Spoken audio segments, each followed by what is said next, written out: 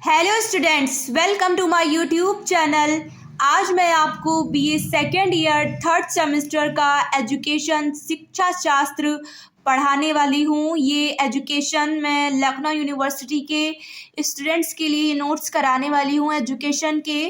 और पिछले वीडियो में मैंने आपको बोला भी था कि मैं आपको एजुकेशन के नोट्स प्रोवाइड करूँगी, क्योंकि पिछले वीडियो में मैंने आपको साइकोलॉजी के नोट्स प्रोवाइड किए थे और साइकोलॉजी और एजुकेशन दोनों का ही एग्ज़ाम सेम डे होता है। 15 जनवरी और 16 जनवरी को इसका एग्ज़ाम है लखनऊ यूनिवर्सिटी का। और मैं ये वीडियो लखनऊ यूनिवर्सिटी के स्टूडेंट्स के लिए ही बना रही हूँ। तो अगर आप किसी अदर यूनिवर्सिटी से हैं तो प्लीज़ आप मेरी ये वीडियो ना देखें। ये लखनऊ यूनिवर्सिटी के लिए ही है वीडियो। तो लखनऊ यूनिवर्सिटी के स्टूडेंट मेरी ये वीडियो देख सकते हैं। और आपको किसी भी को कैरिकुलर टॉपिक, वोकेशनल टॉपिक या किसी भी सब्जेक्ट से रिलेटिव कोई भी वीडियो चाहिए, किसी में कोई डाउट हो किसी सब्जेक्ट को लेकर या मेरी वीडियो से लेकर कोई भी डाउट हो, तो आप मुझे कमेंट करके बोल सकते हैं। मैं आपके डाउट्स क्लियर करूंगी। आपके कमेंट के अनुसार मैं आपके लिए वीडियोस भी प्रोवाइड करूंगी। और इसके साथ ही नेक्स्ट सेमेस्टर में मैं आपको ज़्यादा से ज़्यादा आपके जो भी सब्जेक्ट है हर सब्जेक्ट का पूरा सिलेबस कराने की कोशिश करूँगी। सारे सब्जेक्ट के ऑब्जेक्टिव आपको प्रोवाइड करने की कोशिश करूँगी। आपको एजुकेशन के, साइकोलॉजी के, हर सब्जेक्ट के ऑब्जेक्टिव आपको प्रोवाइड करने की कोशिश करूँगी। और इस बार अब आपका जाहिर सी बात है कि 15 जनवरी को एग्ज़ाम है, तो इतनी जल्दी मैं आपका साइकोलॉजी और एजुकेशन दोनों के ही नोट्स पूरा नहीं करा पाऊँगी। तो जितना भी जो भी इम्पोर्टेंट है, जो भी एग्ज़ाम में क्वेश्चन आने की ज़्यादा संभावना रहती है, वो मैं आपको करा दूंगी। और मैंने अभी साइकोलॉजी का जो मैंने वीडियो बनाया था, जो इम्पोर्टेंट नोट्स आपको कराए थे, उसमें मैंने आपको बताया था कि आपको एग्ज़ाम में कैसे लिखना है, कैसे अपना पेपर देना है। तो मैंने आपको बताया था कि जितने भी आपके बीए के सब्जेक्ट रहते हैं सबका पेपर तो सेम ही होता है। तो पेपर में ये आता है कि खंड आ में आपके 2 प्रश्न होते हैं 15 नंबर के, जिसमें से आपको 1 प्रश्न करना होता है। और खंड बा में आपके 8 प्रश्न होते हैं, जिसमें आपको 3 प्रश्न करने होते हैं। और समय आपको मिलता है इसके लिए 2 घंटे के लिए। और पहले आपका जो एग्ज़ाम होता था बीए का, इसके लिए आपको 40 पेज की कॉपी मिलती थी और 10 प्रश्न होते थे उसमें आपके पेपर में, जिसमें से आपको 5 प्रश्न करने होते थे। और अब आपको 4 प्रश्न करने होते हैं, लेकिन समय भी कम हो गया है। पहले 3 घंटे का पेपर होता था और अब 2 घंटे का पेपर होता है।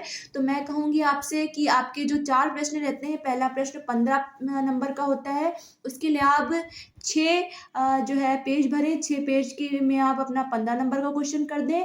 और जो आपके 20-20 नंबर के क्वेश्चन रहेंगे, उसके लिए आप 8-8 पेज भरें। और जो भी आप प्रश्न कर रहे हैं, हेडिंग्स ज़रूर डालें। और हेडिंग को जो आपका ब्लैक स्केच आता है, उस ब्लैक स्केच से आप अपनी हेडिंग डालें। अगर ब्लैक स्केच से आप अपनी हेडिंग डालेंगे तो हेडिंग जो है वो मतलब काफ़ी अच्छे से दिखाई देगी। एग्जामिनर को भी, उसे भी लगेगा कि बच्चे ने जो है वो बहुत अच्छे से जो अपना एग्ज़ाम दिया है, अच्छे से लिखा होगा, तो आपको अच्छे नंबर मिलने की ज़्यादा संभावना रहेगी। और दूसरी चीज़, आप जो भी क्वेश्चन अटेंड करते हैं तो आप ज़्यादा से ज़्यादा बड़ा लिखने की कोशिश करें, छोटा बिल्कुल ना लिखिए। महीन महीन बहुत बच्चे लिखते हैं, वैसा महीन महीन ना लिखिए आप लोग। और करीब करीब भी ना लिखिए, थोड़ा दूर लिखने की कोशिश करें। दूर लिखेंगे तो साफ नज़र आएगा, एग्जामिनर भी आपको अच्छे नंबर देगा। और ज़्यादा से ज़्यादा पेज भरिए, जिस हिसाब से मैंने बताया है, अगर उस हिसाब से भरते हैं आप तो आपको अच्छे नंबर मिलेंगे। और देखिए, हर स्टूडेंट, कुछ बच्चे ऐसे होते हैं कि जब पूरा याद कर लेते हैं, पूरा पूरा मॉडल उनको याद रहता है, पूरी पूरी बुक में सब उन्होंने याद कर लिया होता है, लेकिन हर बच्चा नहीं याद कर सकता है। तो मैं आपसे कहूँगी कि आप नहीं याद कर सकते हैं तो आप वो टॉपिक पढ़ लें। अगर आप पढ़ भी लेते हैं तो आप एग्ज़ाम में उस टॉपिक से रिलेटिव लिख लेंगे, लेकिन हाँ, टॉपिक के अदर मत लिखिए। क्योंकि अगर आप अदर लिखते हैं, क्योंकि एग्जामिनर का पता है क्या है कि हम जहाँ गलती करते हैं एग्जामिनर की नज़र वहीं बढ़ती है जाके, तो आपका पूरा क्वेश्चन काट दिया जाएगा। इसलिए आप टॉपिक से रिलेटिव लिखिए। भले आपने पूरा ना याद किया हो, पढ़ा हो, तो उसे अगर आपने पढ़ भी लिया है एक बार, तो आप उससे समझकर अपने एग्ज़ाम में लिख सकते हैं। और फिर बोलूँगी आपसे कि आप जो है हेडिंग्स हैं उनको ब्लैक स्केच से लिखिए। उस पहले आप अगर पेन से लिखना चाहते हैं तो पेन से लिख लिए। एग्ज़ाम पूरा आपका जब हो जाए, आप सबको लिख लें, उसके बाद लास्ट में आप उसको स्केच से लिख दें। लेकिन आप स्केच से ज़रूर लिखिएगा, क्योंकि स्केच से लिखने में आपका बहुत फ़ायदा रहेगा। हेडिंग लिखने में बहुत फ़ायदा रहता है, और हेडिंग आप बड़ी बड़ी लिखिए तो ज़्यादा अच्छा रहेगा। और आज तो मैं आपको एजुकेशन का जो नोट्स है वो प्रोवाइड कर रही हूँ। पहले मैंने आपको साइकोलॉजी के नोट्स प्रोवाइड किए थे और मैंने उस वीडियो में भी बोला था कि मुझे अभी जब को करिकुलर एग्ज़ाम था आपका, तो कुछ बच्चों का women freedom fighters of India 1857 to 1947 ये टॉपिक था, किसी का ह्यूमन राइट्स था, तो किसी का gender violence and mental health था। तो मुझे ह्यूमन राइट्स के कुछ बच्चों ने बोला कि मैम आप मुझे लॉ के क्वेश्चंस, ऑब्जेक्टिव क्वेश्चन प्रोवाइड कर दीजिए कि आपका जो एग्ज़ाम रहता है ये को करिकुलर वाला ये आपका ऑब्जेक्टिव होता है। तो ऐसा हुआ कि मुझे रात में मैसेज आया, कमेंट आई कि मैम मुझे आप लॉ की क्वेश्चन करा दीजिए, क्योंकि मानव अधिकार की बात होती है, ह्यूमन राइट्स यानी मानव अधिकार, और लॉ में तो आप जानते हैं कि वकालत में किस चीज़ की बात की जाती है, वकालत तो मानव अधिकार पर ही आधारित है।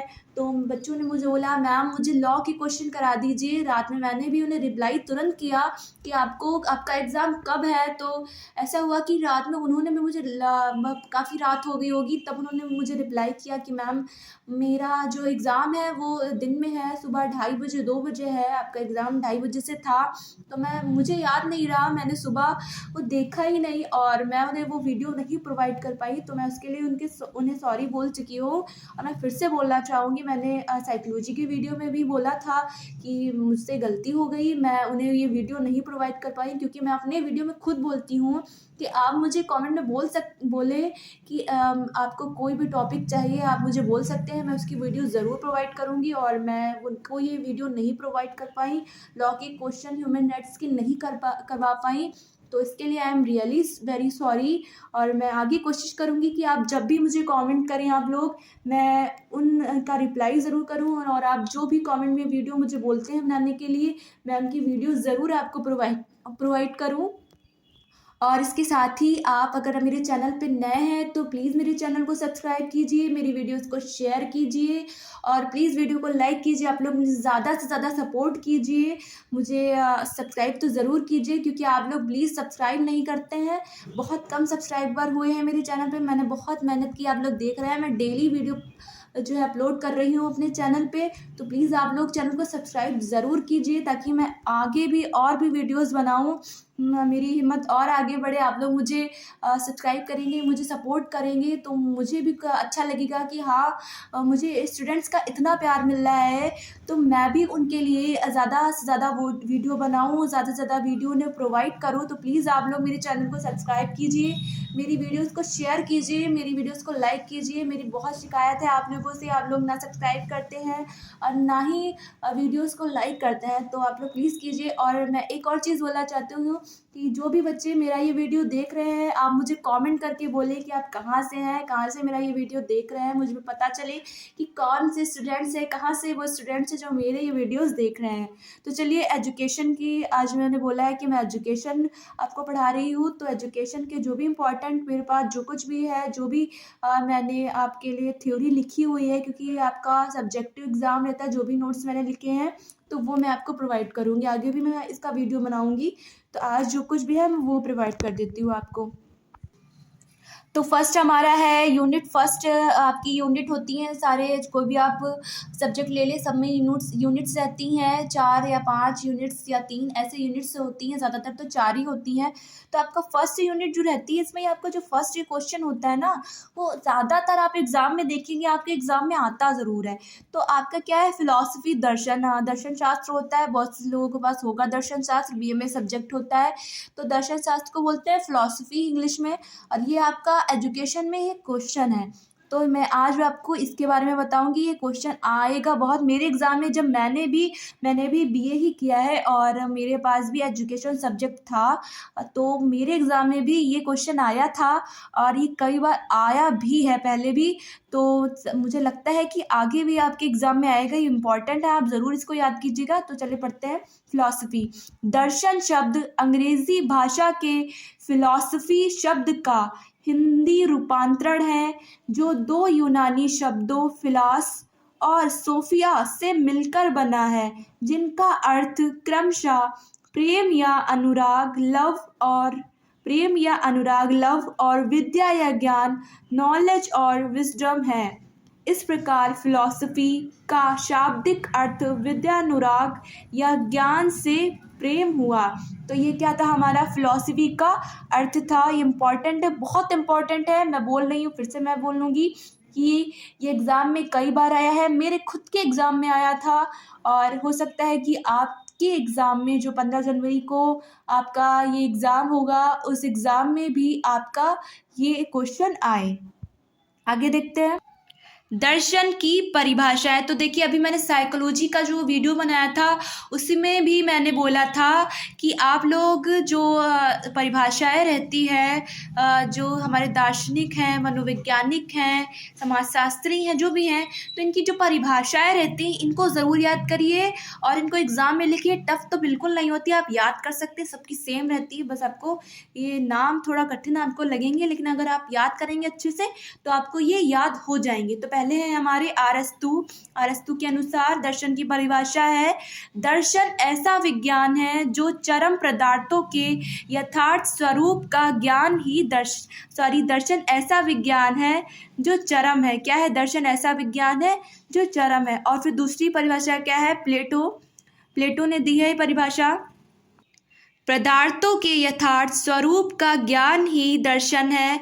ये किसके अनुसार है? प्लेटो ने परिभाषा दी। देखिए, फर्स्ट मुझे लगता है ये अरस्तू की जो मैंने परिभाषा लिखी है, ये मुझसे कहीं मुझे लग रहा है शायद मुझे छूट गई है। दर्शन ऐसा विज्ञान है जो चरम है। हो सकता है इसकी आगे थोड़ी और परिभाषा हो, तो आप लोग इसको जो है मैं यहाँ पे काट देती हूँ अभी।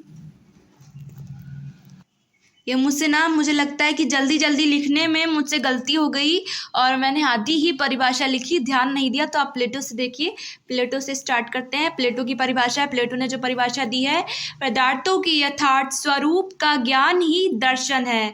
और फिर नंबर 3 है फिक्टे, ज्ञान का विज्ञान ही दर्शन है।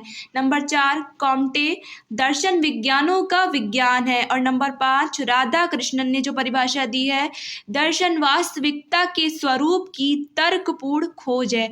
तो ये परिभाषा है, इनको ज़रूर याद कीजिएगा। परिभाषाएं लिखेंगे अच्छे नंबर मिलेंगे, और हेडिंग में इनके नाम लिखिएगा ताकि आपको और अच्छे नंबर मिले। बड़ा हेडिंग डालिए, पेज अपने आप भर जाएंगे। आप सोचेंगे 8 पेज भरना बहुत मुश्किल है, तो प्रैक्टिस कीजिए, अभी से प्रैक्टिस करेंगे, लिख लेंगे, कोई बड़ी बात नहीं है। आगे देखते हैं, दर्शन की प्रकृति अत्यंत गूढ़ एवं विशिष्ट है। कुछ विद्वानों के अनुसार दर्शन शास्त्र विज्ञान है। विज्ञान संबंधी मत इस प्रकार है। हर्बर्ट स्पेंसर के शब्दों में, दर्शन प्रत्येक वस्तु से संबंधित है, वह एक सार्वभौमिक विज्ञान है। यानी कुछ विद्वानों के अनुसार जो है दर्शन शास्त्र एक विज्ञान है। इसी प्रकार लेटन ने लिखा है, कि लेटन भी एक विद्वान है, उन्होंने लिखा है, थे मतलब विद्वान थे, तो उन्होंने भी लिखा था कि विज्ञान की तरह दर्शन में भी व्यवस्थित चिंतन के फलस्वरूप पहुँचे हुए सिद्धांत तथा अंतर्दृष्टि होती है। इसके विपरीत कुछ विद्वानों ने, फिर आगे है, इसके विपरीत कुछ विद्वानों ने दर्शन शास्त्र को कला कहा है, लेकिन वास्तविकता यह है कि दर्शन शास्त्र कला एवं विज्ञान दोनों ही नहीं है। इसकी प्रकृति दार्शनिक है। दार्शनिक प्रकृति का अर्थ है दार्शनिक समस्याओं का अध्ययन, दार्शनिक दृष्टिकोण एवं दार्शनिक विधियों को प्रयुक्त करके करना। अब आगे है हमारा, दर्शन की प्रकृति को स्पष्ट करने हेतु दार्शनिक समस्या, दार्शनिक दृष्टिकोण एवं दार्शनिक विधियों के अर्थ को जानना भी नितांत आवश्यक है। फिर क्या है? दार्शनिक समस्या। नंबर 1, दार्शनिक समस्याओं को 2 वर्गों में विभक्त किया जा सकता है। दार्शनिक समस्या का वर्ग दार्शनिक विज्ञानों से संबंधित समस्याएं, प्रमुख दार्शनिक विज्ञान, प्रमाण शास्त्र, अध्याय शास्त्र, सौंदर्य शास्त्र, नीति शास्त्र आदि हैं। इन सभी विज्ञानों से संबंधित समस्त समस्याओं को दार्शनिक समस्याएं कहा जाता है। विभिन्न विज्ञानों से संबंधित समस्याएं, विभिन्न विज्ञानों की मूलभूत समस्याओं व प्राप्त निष्कर्षों की समीक्षा भी दर्शन शास्त्र करता है। आगे है हमारा नंबर 2, दार्शनिक दृष्टिकोण। दार्शनिक दृष्टिकोण वैज्ञानिक दृष्टिकोण से बिल्कुल भिन्न होता है। दार्शनिक दृष्टिकोण को अपनी कुछ विशेष ताएँ होती हैं, जैसे आश्चर्य बोध, मीमांसा, संदेह, समीक्षात्मक, चिंतात्मक, उदारता, तटस्थता, सततता, निष्कर्ष को प्राप्त करने में धैर्य आदि। नंबर 3, दार्शनिक प्रक्रिया। दार्शनिक प्रक्रिया का प्रारंभ इसमें होता है। यह समस्या व्यक्तित्व एवं सामाजिक दोनों रूपों में संपन्न हो सकती है। इस जगत का एक समग्र चित्र प्रकृति प्रस्तुत करना ही इस प्रक्रिया का प्रमुख लक्ष्य है। नंबर 4, दार्शनिक विधियाँ। दर्शन शास्त्र के अंतर्गत विभिन्न समस्याओं का अध्ययन करने हेतु अनेक विधियों को प्रयुक्त किया जाता है, जैसे विश्लेषण एवं संश्लेषण विधि, आगमन एवं निगमन विधि आदि। तो स्टूडेंट्स, उम्मीद करती हूँ आपको आज का हमारा वीडियो पसंद आया होगा। मिलती हूँ मैं आपसे अगले वीडियो में, तब तक के लिए गुड बाय।